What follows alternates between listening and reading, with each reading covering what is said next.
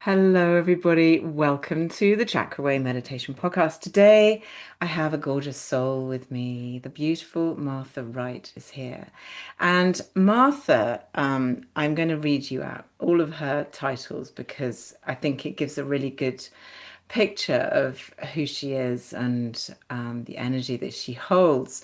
So, I think the headline is probably like she is a healer, but what does that mean? How does that come about? So, medicine woman of the Irish Keen, we love that, a medicine woman. Shamanic healer and teacher. She's a certified breathwork teacher, an Akashic Records reader, a cacao circle facilitator, a Reiki master teacher, and then just to add on a little extra at the end, an art historian and museum educator, which I kind of love. Sort of random thing at the end there. We could go in a completely different direction there.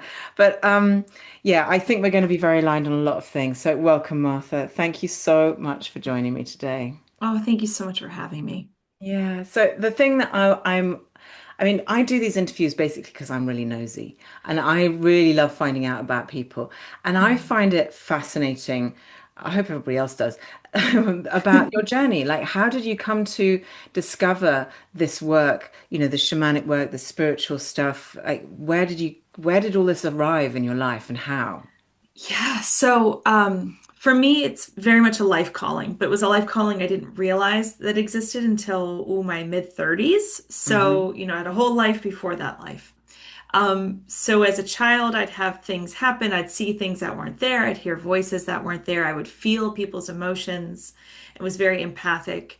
Um, and I just thought that was normal. I thought everyone could do that. So what's the big deal? And also, as I became a teenager and young adult, like, what's my problem? That I can't get over certain things. Well, Mm. as this wounded empath, like I was called to be of service as a shamanic medicine woman by spirit.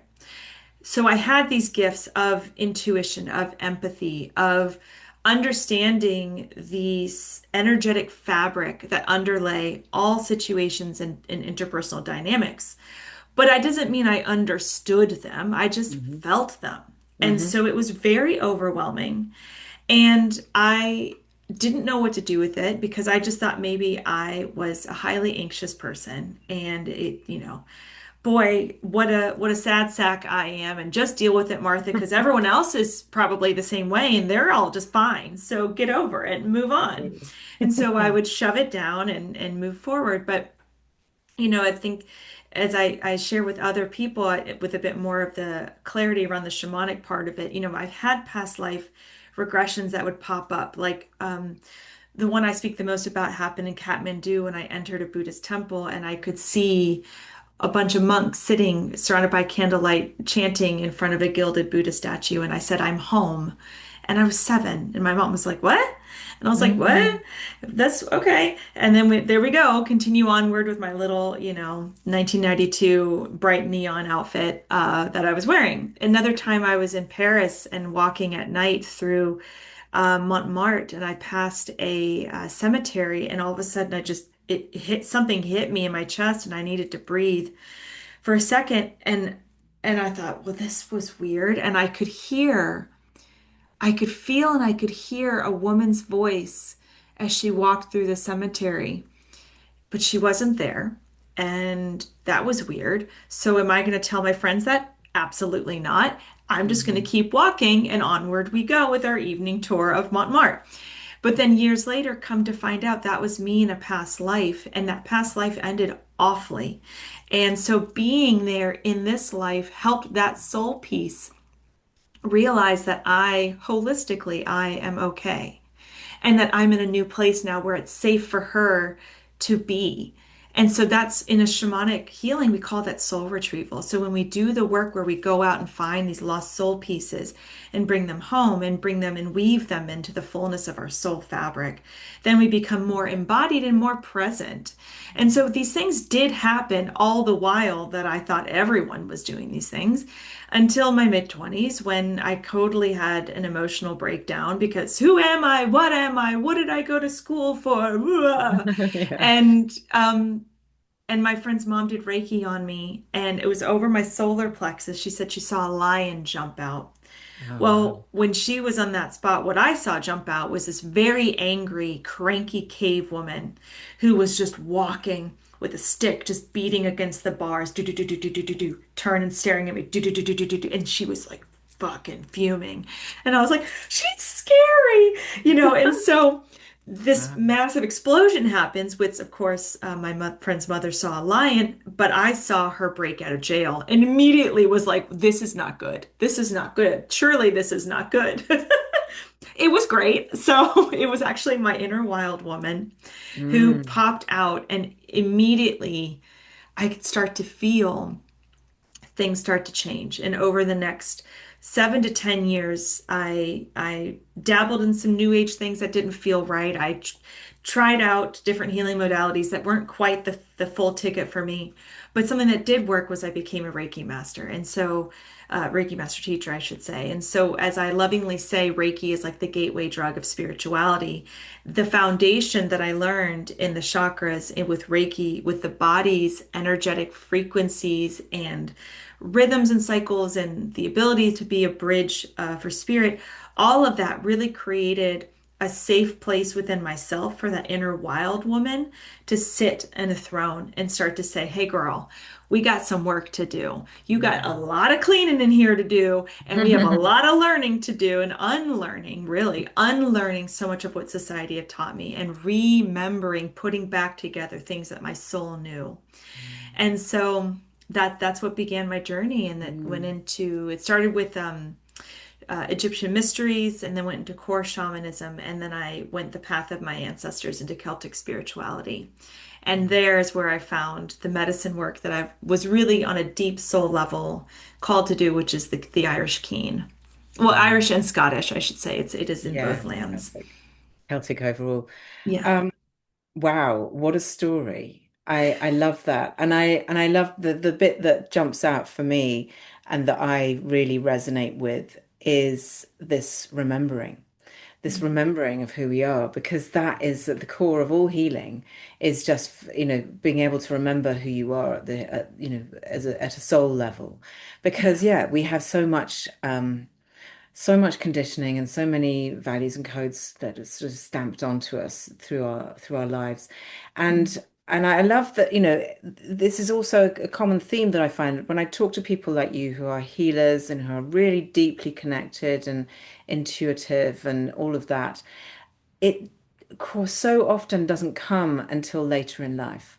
And Mm, it's like, well, for me, this portion of my work, this sort of more intuitive, soulful work, didn't really arrive until my kind of 40s. mhm, I've been a yoga teacher for like 10, 15 years before I even got into that kind of spiritual side. I was just like, this is a great practice that makes me feel really good. And I didn't mhm, connect at all with that kind of ancient spirituality side of it. Um, and so I love that it didn't arrive for you quickly, because I think there's a lot of I don't want to say impatience, but I think people are slightly impatient for mm, some kind of awakening. I have a lot of clients who come to me and they're like, I know that there's more out there. I know that there's stuff there and I just don't know how to find it and I don't know where it is. And, just yeah. help me find it. Yeah. And, my first thing is just like, whoa, slow down, slow, slow, Yeah. slow, slow. Because it's that coming home to the self, which is you can't rush this stuff. It's not a race and it can Exactly. it, Exactly. it arrives when it arrives and when it Mm. chooses to arrive. And some people, it's literally like a crashing wave. Bam, they have some wild experience. And others like you, it's like, well, I've always known, but yeah. And I love that. This poor little 7-year-old girl. God, how amazing that your parents took you to Kathmandu when you were 7. Lucky you. Yes, I was. I was very lucky. My dad worked for the State Department, so we moved a lot my whole childhood. And, it had its own challenges. Middle school is awful no matter where you are in this world, as it turns out. Mm, But no, it was really, I was very blessed because with most rememberings, just being on the land is a sacred well, it is. It's God. It's spirit. The land is divine. The land mm, feeds us and nourishes us. We are from the land. We are of the land. We cannot exist without the land, without the trees, without the birds and the bees and the water that goes through the stream. Like it is all sacred. And our ancestors, no matter where they are in the world or Mm, when, they knew that. mm. And what's beautiful is that the memory of us in our past lives is still in the land. And so when we go to certain places that feel so calling to us, we go to these places and it unlocks that soul remembering. And I hear you on the impatience. I used to be impatient, but I think that's part of the social conditioning is Yeah. it's this belief that there's an arrival spot. There is Mm. no arrival. So we Exactly. cannot be impatient for something that never ends. Yeah. Because in truth, it is a spiral journey. As soon as we arrive, quote, quote, arrive somewhere, okay, I've healed this thing, it's alchemized, and now it's a power within me to be Mhm. present, to be loving, to be joyful, to choose play or rest. Once we get there, great. Yes, quote, arrival. Sure, checked off the list. However, now that that's done, you're going to start a new thing. And because Yeah. it constantly is in flow, it's And constantly moving.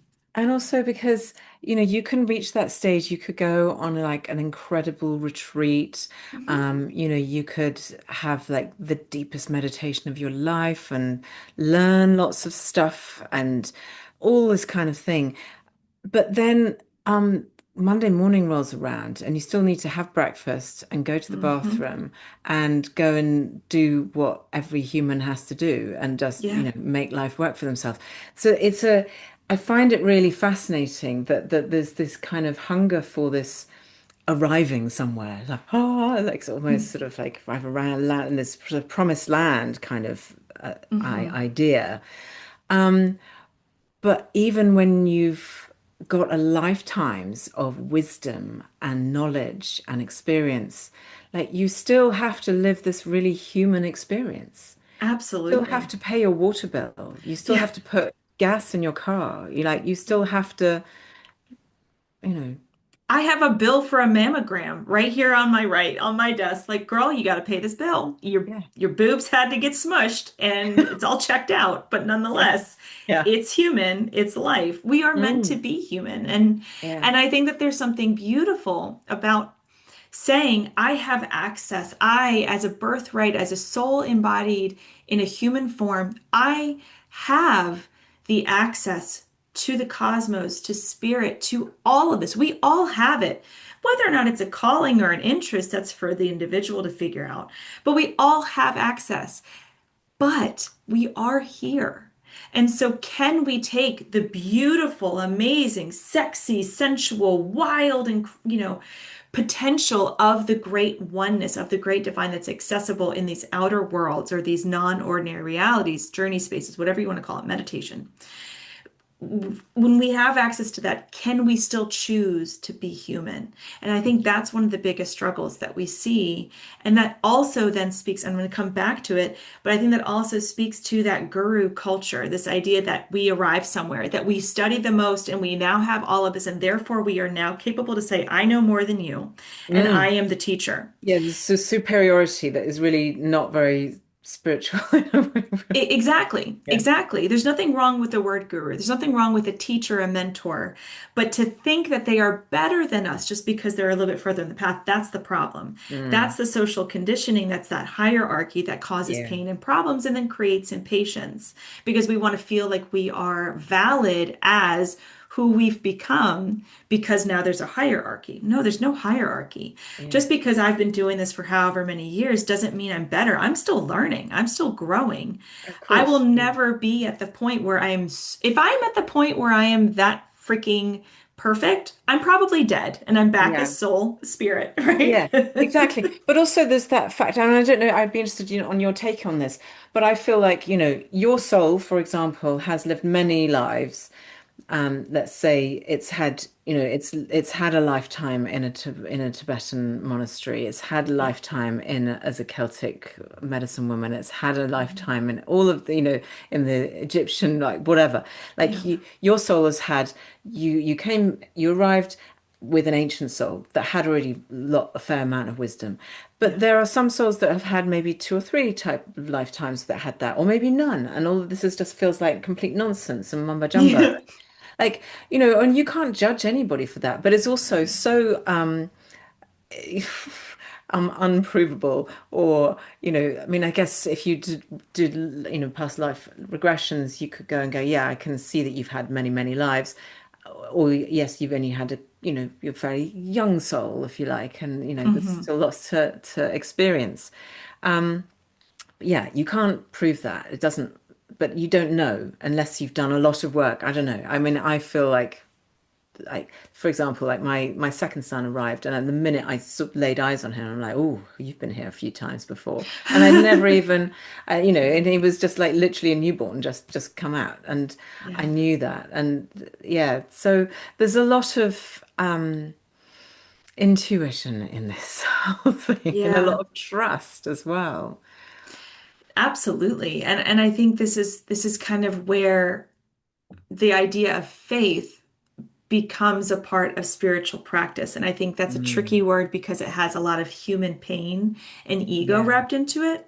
But in truth, faith, what we're saying by that is we choose to believe something that cannot be measured or proven in physical ways. Now, of course, quantum mechanics and quantum biodynamics and the study of the quantum field, science is going to get there, and science is getting It's there. it's We have getting closer and closer, Right. And we have epigenetics, which is yeah. the study of how ancestral patterns become, or sorry, ancestral pain that's unresolved becomes patterns that are then embodied Mm, as disease or problems in, I shouldn't say problems, but diagnoses in the body hmm of the descendants. It's Yeah, fascinating. We are getting there. we are Science is getting there. catching up to what people knew thousands and thousands of years ago, but they knew it through faith in the Yes. unseeable and in the unmeasurable because you could feel it, just like when I was a child, just like you have said, through intuition, through feeling, through knowing. It's there. We have to stop doubting it.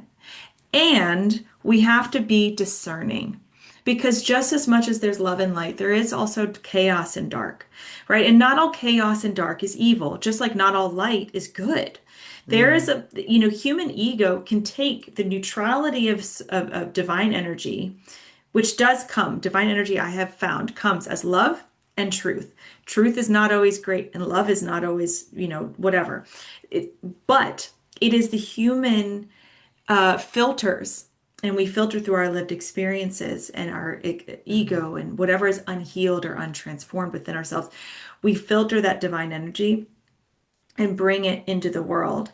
And so this is why in shamanism and healing work, people talk about being the hollow bone. When you go deep within yourself to heal your triggers, your woundedness, your filters, then you're able to be a pure, quote, pure channel for spirit to work through you. mm. And then you realize my healing sessions that I'm doing is never about me. It's always about the client. And I'm just the bridge working in co-creative flow with spirit to give them what they have been needing and asking for. Mm, And the reason I say that is because, we can have dark chaos energy or love light energy, but in truth, it's about how the individual and their ego is shaping it.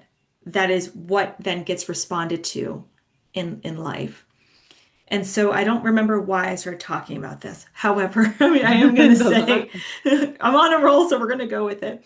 So, the beautiful thing. Oh, thank you. That's right. Discernment. It's important to have discernment because sometimes people will be like, well, I'm going to do what's right for me. I'm going to honor my truth. And that includes hurting people. Mm, No, that yeah. is not truth. That hmm is maybe your woundedness speaking with the energy of divine love that's in there saying, we want to heal you. But healing does not come out as hurt to others. Like, we don't, that's not how what it does is saying, divine energy is here to help heal you. So we go inward and we say, show me the way. And I know it's going to be scary, but I can do this. And this is why we have our human teachers, because Yeah. we can say, I've walked the path, right? I'm not better than you. I'm just a little bit further ahead so that I can turn around and help you make sense of what the esotericisms, the mysteries, the intuitions. For me, spirit speaks through me with visual metaphor. So sometimes I'll have a client and it's like, do they literally have a leech pouring out of their body? No. But it speaks to me in symbol about what is really happening in there and how to then respond to it with them guiding me and working through me. And so I say discernment is key because when we do get intuitions, it's important to sit with it and say, What is this? Where am I feeling it in the body? How is it speaking to me? And what is it guiding me to do? Does it feel like that's in alignment with my Mm. highest good? And if I'm not able to discern that, then who can I go to, or what resources, whether it's oracle decks or sitting by the river talking in prayer, what resources are available and a part of my lived practice that I can use to further discern this message? Because when we do act, when we make choices, we are doing it. We're doing it. We can't undo our choices and unsay our words. So it's so key to, from the moment that you are aware of this, to sit back and take a breath and say, what am I really thinking? What am I really feeling? What am I really feeling called to? Is this in alignment with my highest good? Does this feel like the right thing to say? How can I say it more clearly so it honors me when it comes out of my mouth? And that's beginning to live with integrity. Yeah. And integrity and living integrally helps raise our vibration, which means that the information we are getting can be easily discerned as usually higher vibrational energy because it's in alignment with our frequency. And so as we continue to raise our frequency, the info that comes in tends to be a little bit clearer and cleaner and more in alignment with our highest good.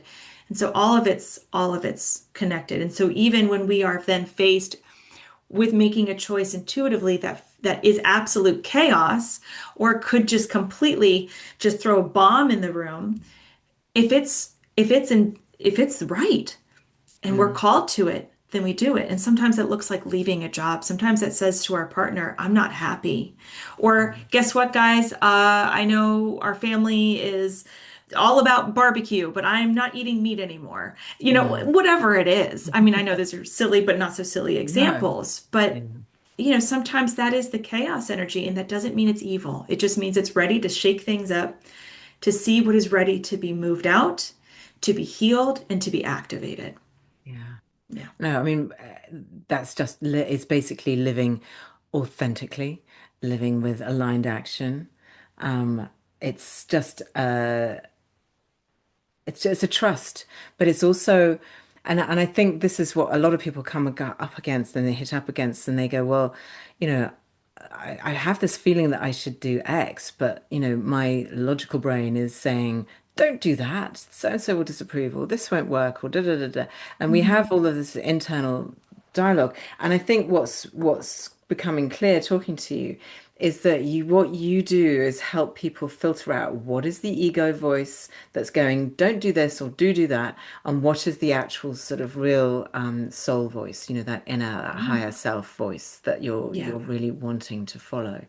And you've got so many beautiful modalities. So I want to just lean into your Celtic side because I was looking at your website and you do this incredible looking retreat, which sounds insanely good. And it's called, I love the title of it. It's called Breath with the Banshee. Breathe with the Yeah. Banshee. It's all Sorry. good. Yeah, no, it's all Breathe good. with breathe with the Banshee. And I'm assuming you're the Banshee, which is kind of no. So tell me, like this Celtic side of it, Mhm. because your philosophy I now kind of I've got a grip on, but what are your modalities in terms of bringing this to life for somebody? Mm.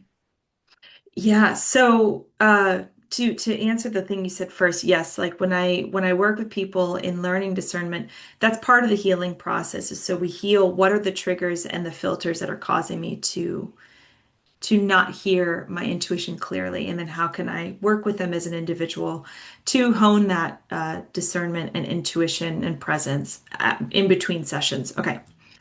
But so keening is this gorgeous ancient Irish practice. It's a ritual where you would have a céinse. And so my Gaelic is awful, but it looks like céinse, but it's céinse or cína, depending on where you are. And to be a keener is to be a grief tender.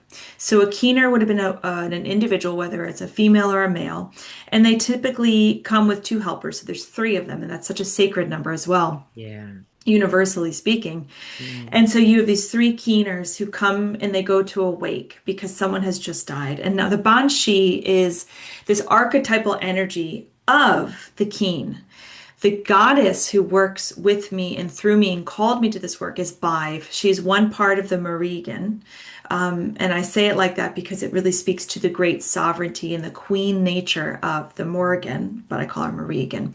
And so the Bive is this aspect of the Morrigan who is sacred grief.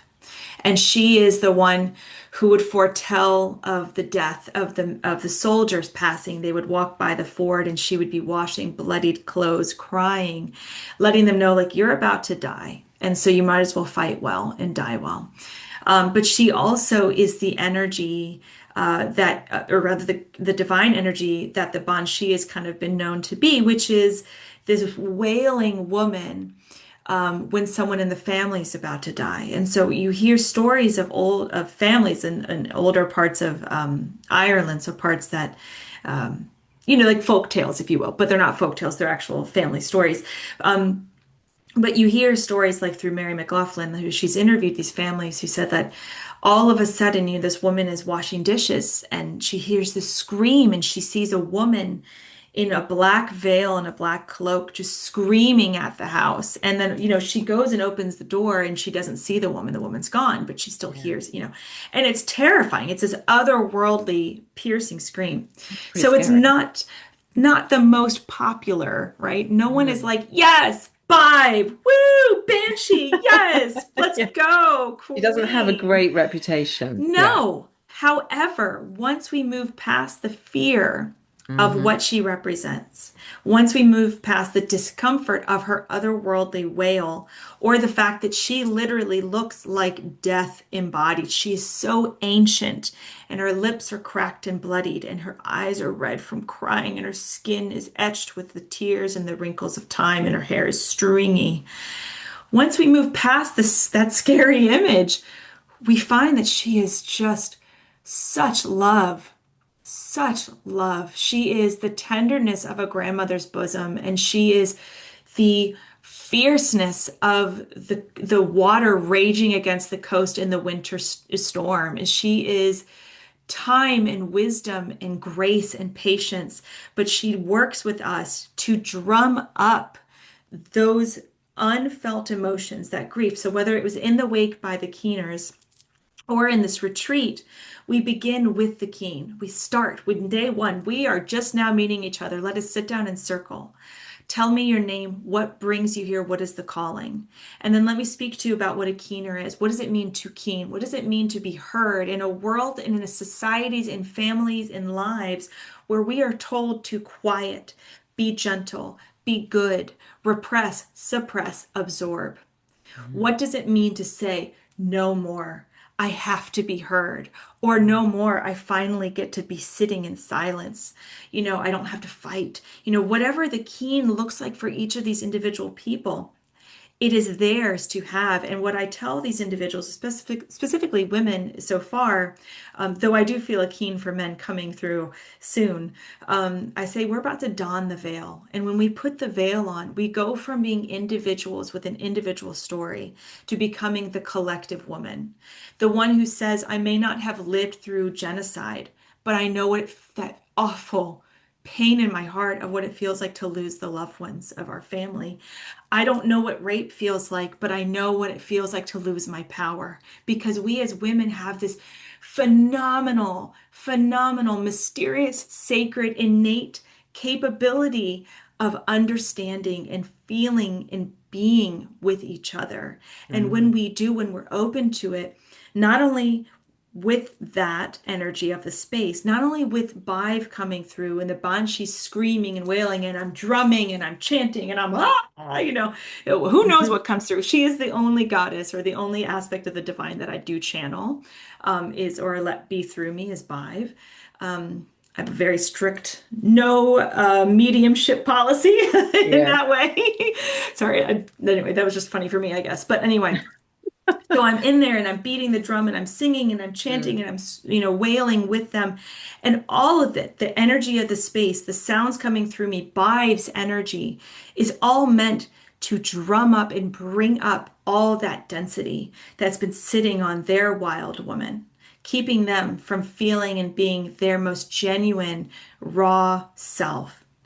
And the wildness that comes up, and this is also why Bive and the Marigan as her trio are so beautiful, because and Sheila Nagay comes through as well. It's so beautiful because they say, "Hey, wild woman, I see you now. You can't unsee yourself.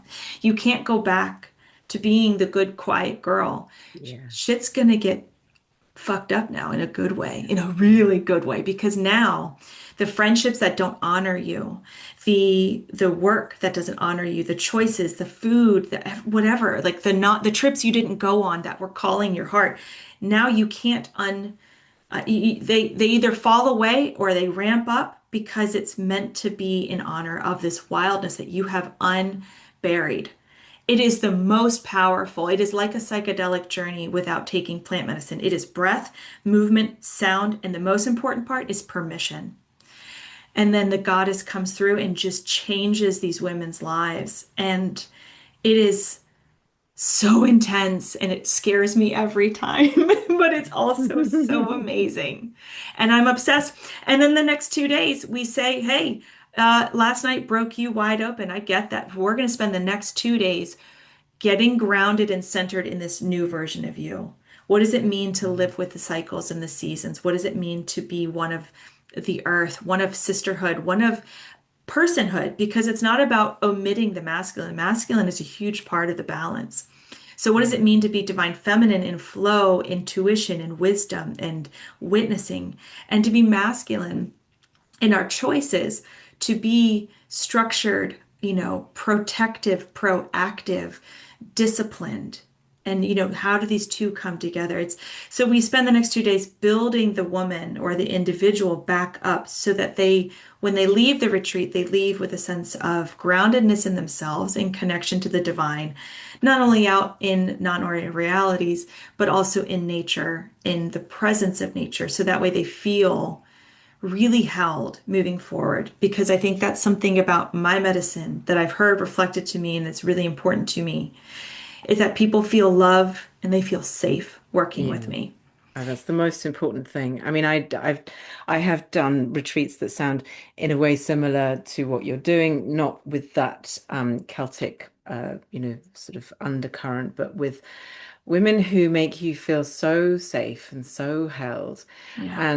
And yeah, there's this breaking down and then putting back together again and the rediscovering of the self. And the thing that always stood out or stands out for me when I do work like that is returning to the real world. That Right.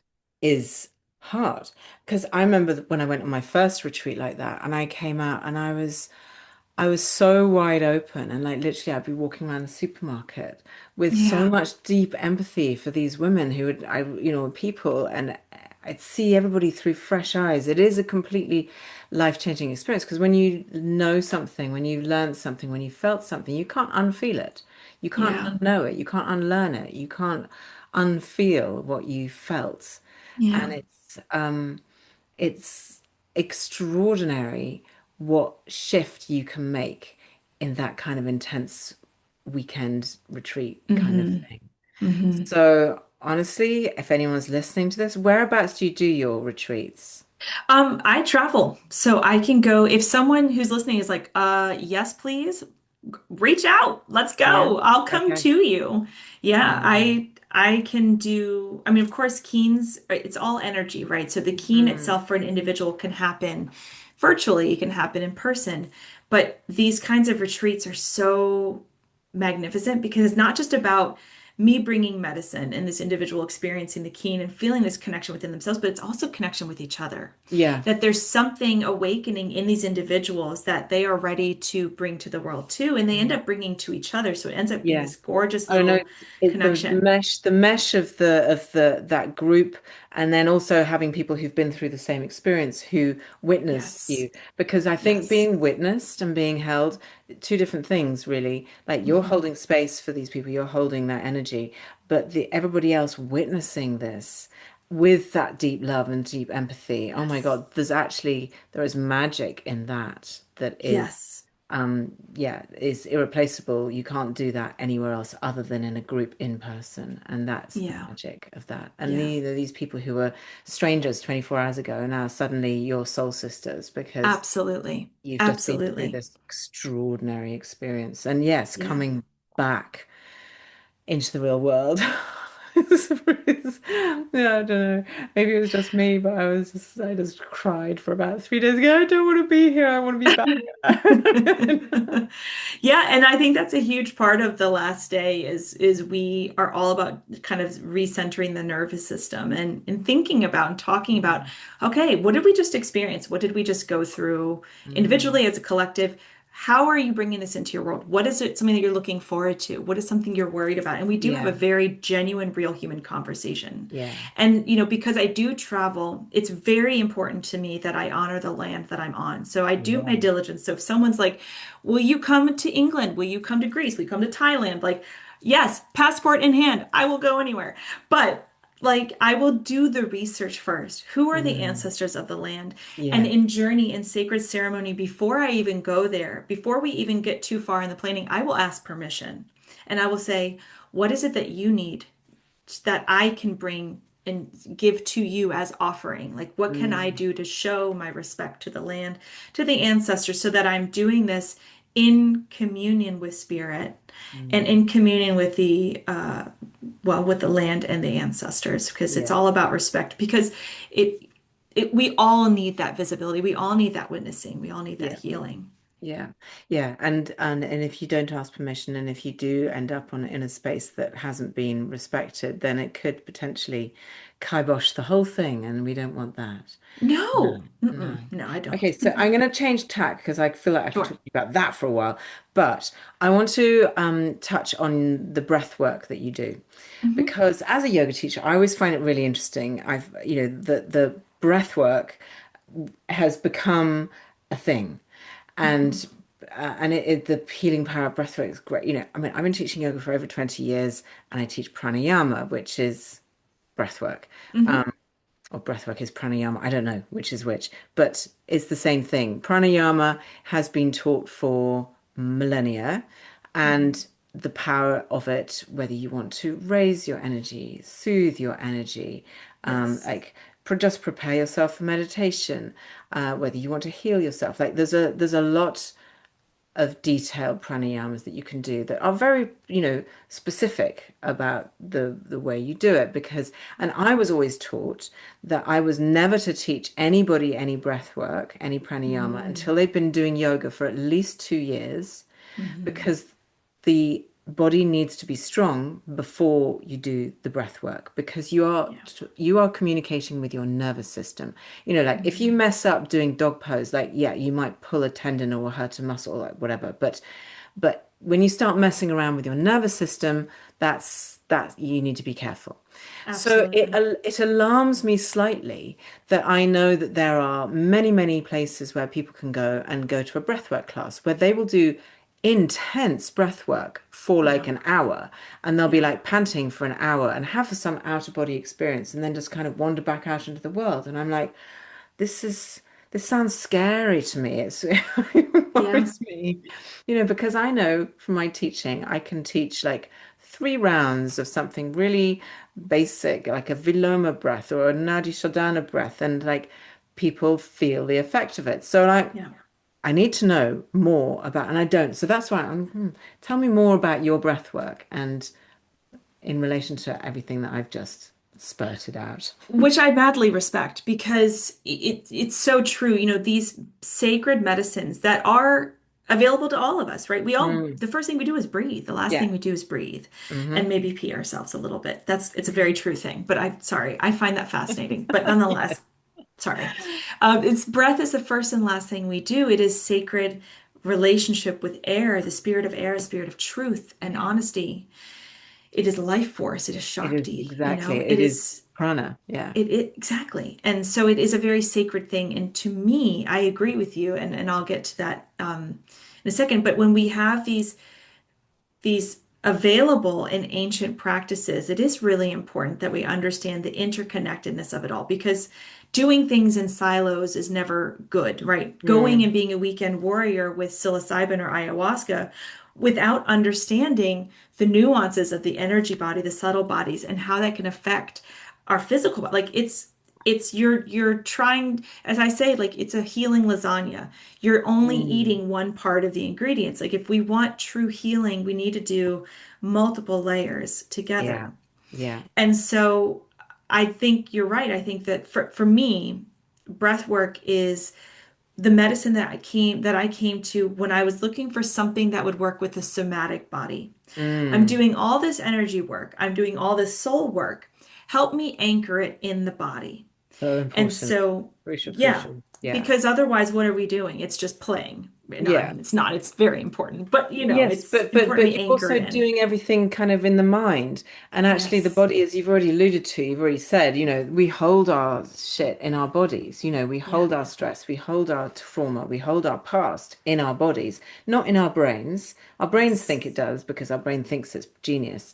But Yeah. actually in reality, you're holding it in that shoulder or in your groin or in your knee, Yeah. like any number of Absolutely. interesting And to places. understand how the somatic physical body will shake out or stretch or yawn, how breath activates the nervous system, Hmm. and it can also soothe the nervous system.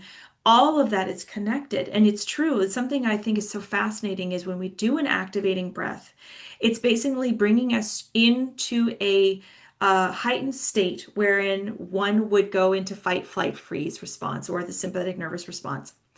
And it brings us to this point, and now, of course, science hasn't figured it out yet. My take, Martha's take, Mm. is that it brings us to that point where our body is somatically and physically, nervous system wise, saying, uh oh, there must be some sort of trauma I'm about to experience. And yet, we're in a relaxed state. We're in a room. We have a blanket. We have a pillow. There's music playing. There's someone walking around holding space. And so, what I think, my theory, is that in the moment where the mental mind says, oh, there's nothing here to be, I don't have a lion chasing me, I don't have someone with a knife in the room. Like, so then it's like, oh, I guess I don't have to panic. And there's something that happens where the energy and then the mind meet and it just says, okay, let's let it go now. All of that stuff that came up, we can let it go. And that's that emotional Mm. release, the Mm. somatic release that comes through breath work, at least in the way I've experienced. Now, to answer the question, for me personally, the way I practice breath work is that it's intertwined in my sessions. So whether it's in the keen or if I'm doing a personal one-on-one session, there is somatic movement. There's a little bit very light touch and always with consent, always with permission. Yeah. Throughout, I will constantly ask throughout, is it okay if I touch here? I'm being asked to touch the shoulder. Is that okay? Yes, yes, yes. Yeah. And sometimes people get tired of it. They're like, just yes to everything. Touch whatever you want. I don't care. And I'm like, Yeah. okay, okay. Well, I won't touch the privates. Okay. Yeah. Okay. And so for me, it's about gentle touch and moving the body. Breathe in here, breathe this breath type now. And it's about moving the energy as we're moving the physical. So it's Mhm. all intermesh. But I agree with you again, and I'll go back to the original thing, which is there are not equal training programs out there. And I'm very proud of the one that I did because it's a 10-month long program. It's a 400-hour practitioner training, and then it's another 400-hour teacher training Mm. where we get into the what is the energetics, what is the spiritual, what is the somatic, what is the trauma, Mm. how do we hold space, how do we facilitate space, how do we work with an individual who may have trauma in their background, in their lived experience, how do we work with someone who may have mental health diagnoses or physical concerns, maybe they had a stroke, right? These are things that are very serious. Yeah.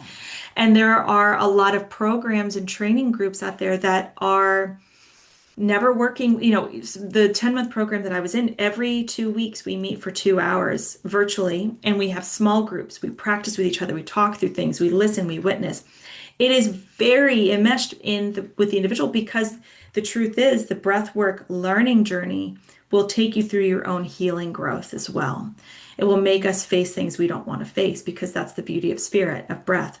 And so, how do we hold each other and ourselves through that journey?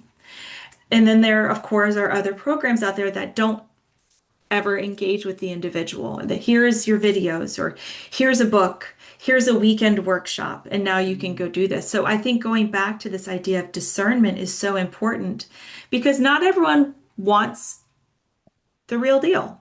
Not everyone wants Mm. to go deep. Some people want surface level. And this is not a Mm. judgment. This is just acknowledging where that person is in their healing journey. So if someone's like, oh, I don't really care if their certification was just a 24-hour one at a hotel ballroom in a major city, I don't care. That's fine. The name is all I care about, or whatever. Yeah. then they're probably not going to get the depth that they would with a teacher who has worked with it for years or maybe has a yoga background. And maybe because they're going to get whatever that teacher has been able to do for themselves, that's what they're going to get. Mm, So being discerning and understanding, who am I working with? What training do they have? Can they hold me in this space in a sacred way that is safe for my soul as well as my body? I think these are really important questions that any client or potential breather needs to ask, because not all trainings are made equally. mm.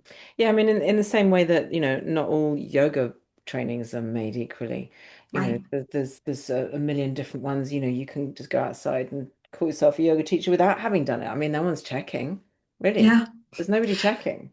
You know, I remember asking my mentor for the Keen. Her name's Sarah. She's amazing. She has a women's clinic in Dublin, or just outside of Dublin, Sarah Richardson. Well, actually, she has a new last name. Doesn't matter. The point is, if you're interested, reach out to me. I'll connect you. Nonetheless, I remember saying to her once, I said, "What stops someone from coming to a Keen with me and then going out and just practicing Doing and it. saying I'm a Keener?" Because Yeah. that's a fear of mine. And she and Bive both answered me. First of all, Bive was like, "Honey, we are everything. We are spirit. We are divine. Like, we don't need you to protect us." And I was like, okay, fair enough. Yeah, fair Fair enough. enough. Also, really cute that I thought I could. Yeah. But also great learning opportunity about the ego there. But I Yeah. asked Sarah that, and she said, nothing stops them from Mm, offering it. But mm, the goddess, the energy decides who gets it. She said, so if this person is not genuine in their training, has not cultivated a relationship for years with the goddess or with the archetypal energy of the Banshee. Like, if this person hasn't done that, then what that individual client is going to get is a really great cry, and they're just mm. going to feel held, and that's beautiful too. Yeah. She's like, but they won't get the Mm. life-changing situation that the Keen can offer. And I was like, Yeah. okay, fair enough. So, That's such a beautiful answer as well. That's yeah, that's a really beautiful answer. I love that. Yeah, because there's a danger that we give away our powers. And I think you alluded to this earlier. We're giving our powers away to teachers, to gurus, and just put everything in there and just become sort of slavishly devoted. mhm, Um, because, I think, as we said before, there's um, that eagerness and that so that difference between the an actual awakening or realization or true authentic learning and a dissociation, because I think there's quite a lot of dissociation that goes on in that and that's the sort of the egotistical spiritual side of things, which is yeah, very present, sadly. It sort of is there. And yeah, but I don't know, what can we do about that? Nothing other than just keep doing our work and be as authentic as we possibly can. that's right. Um, yeah. And I love that everything that you're talking about sounds kind of, on the face of it sounds really kind of woo wow, wooey out there, wonderful. But it's not. And this is what I love, is that it is really grounded in your earthy womanness. And I love that. I really Thank you. sense that really grounded connectedness, because again, I speak to a lot of people, especially when I'm doing chakra readings, and I can tell where all their energy is. And we read Mhm, that. And then there's so many people who are like their crown chakras open and their third eye is open, and they're just like, this is my happy place up here, mhm. head in the clouds. I love it. But there's no grounding, there's no Right. play, there's, like the root, and it's just so important. And I think that for me, that's the beauty of using this ancient wisdom, is because Yes. it's so rooted, it's so grounded in that Yes. mythical lore, which I love. I just love. I've got some journey cards here that are all the old. So I picked one before we got Isis. Was that Ooh. who I got before we joined? But you got Hecate, and my favorite Mm. is, of course, Carly. She's my girl. Oh, No, that's a yeah. dangerous one to have. But here's your girl, Sheila Nagin. Hey, there she is. Yeah. Love it. But all of these, and there's my girl, there's Carly. I Oh, love, she's amazing. I just love this. It's because it's so rooted in our ancient Yeah. pre anything known to us. Like, how is it that we can connect so deeply with these goddesses, with these energies? And they're just, they're a story. Like, we can connect with them as deeply as we connect with Goldilocks or Cinderella. Do you know what I mean? Like, they're stories that are better Yeah, known than Nyx or right. all of these others that have such power. But when we know them, they embody everything that we are. Yeah. And I feel like you bring that energy. I love it. So, Oh, is there thank you. anything else that you would like to share with the world? Apart from anything, share your how people can get in touch with you and your website and all of that. But anything else that you want to share as a little gem Hmm. to leave people with? Okay. Thank you for that invitation. Let me take a breath and just kind of see what wants to be come through.